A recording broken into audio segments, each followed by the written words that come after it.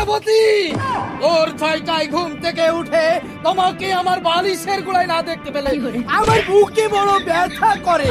তুমি কি বোঝো না সেনাপতি? মহারাজ, আপনি তো জানেন আমার বউটা পোয়াতি, তাকে নিয়ে একটু কবিরাজের কাছে গেছিলাম মহারাজ।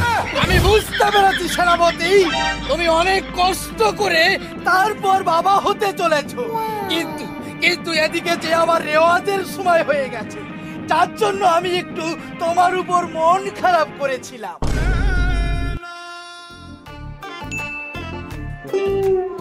দাদা ভাই, আপনার কি শারীরিক কোনো সমস্যা নাকি পারিবারিক কলহ?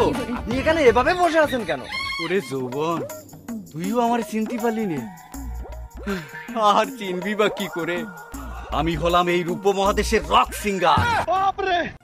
কিন্তু আজকে আমার কোনো প্রোগ্রাম নেই, কেউ আমারে গান গাতে ডাকতেছে না, আমার মাঠে কোনো চাল নেই। এক সপ্তাহ আমি এই জল খেয়ে থাকতেছি। কিন্তু কেন? ওই নিরিখ রাজ্যের রাজা কমিটির হাজার হাজার স্বর্ণ মুদ্রা দিয়ে উদ্যোগ করে গান গেয়ে বেড়াচ্ছে। তুই আমার একটা উপকার করতে পারবি রে যৌবন?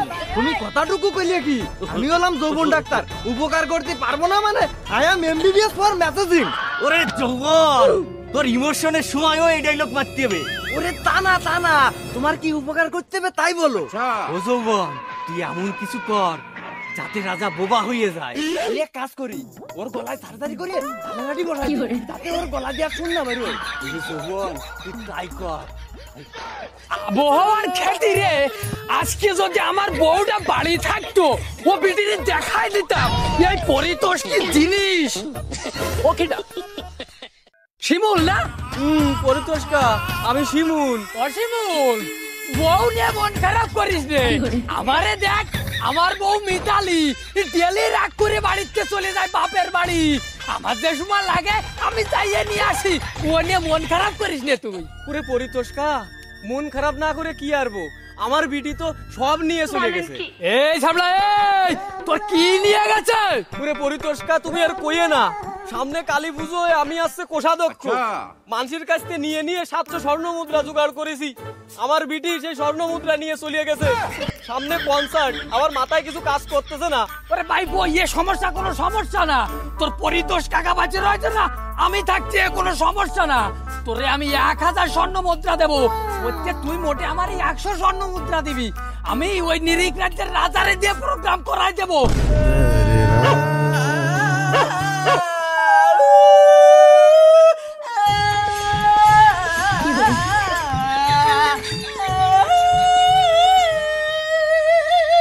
মহারাজ, এবার মনে হয় আমাদের কক্ষে যাওয়া উচিত।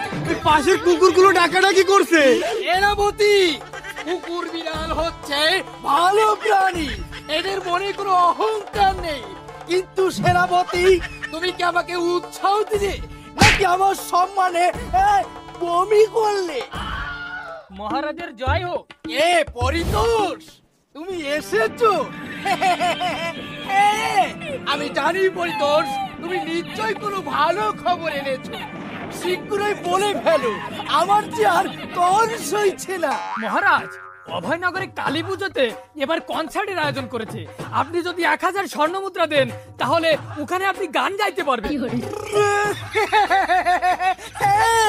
সেনাপতি, আমি তোমাকে বলেছিলাম আমার কদর মানুষের করাই লাগবে, কারণ আমি হলাম এই উপমহাদেশের সব থেকে ভালো শিল্পী। আমি রোগ হোক যাই হোক, সকল প্রকারের গান আমার মুখস্থ, ঠুটস্থ, দন্তস্থ আছে।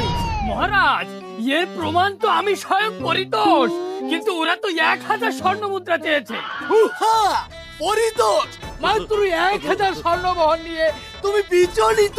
তুমি কি ভুলে গেছো এই গত পুজোতে আমি কনসার্ট করার জন্য মাঠে মাঠে স্বর্ণমোহর প্রদান করেছি, আর সামান্য 1000 স্বর্ণমোহর? সেনাপতি, এক্ষুনি তুমি ওই কোষাগার থেকে পরিতোষকে 1200 স্বর্ণমোহর প্রদান করো। মহারাজের জয় হোক। কিন্তু মহারাজ, কোষাগার তো একেবারে ফাঁকা। আপনি এই দুর্গা পুজোয় উদ্যোগ করে গান গাওয়ার জন্য কোষাগার থেকে হাজার হাজার মোহর সব বিলিয়ে দিয়েছেন। পতি পতি পতি এ তুমি কি শোনালে? আমার কোষাগার থেকে লাখ লাখ স্বর্ণমোহর তুমি বিলিয়ে দিলে। তাই তো দেখছি দানি আমার ছোট রানী কেমন আর চোখে তাকাচ্ছে আমার দিকে। শুধু আর চোখে তাকাচ্ছে না মহারাজ, আপনার ছোট রানী আজ সকালেই মহল ছেড়ে বাপের বাড়ি চলে গেছে। আপনার সংসার আর করবে না। কি বলছো সেনাপতি? হ্যাঁ মহারাজ, আপনি ঠিকই শুনেছেন। আর সেই সাথে আমিও সিদ্ধান্ত নিচ্ছি, আপনার সাথে আর থাকবো না। আমার 6 মাসের বেতন বাকি। মহারাজ এটা তো কোনো ব্যাপার না, বেসুরা গানে একটু তো খরচ হবে।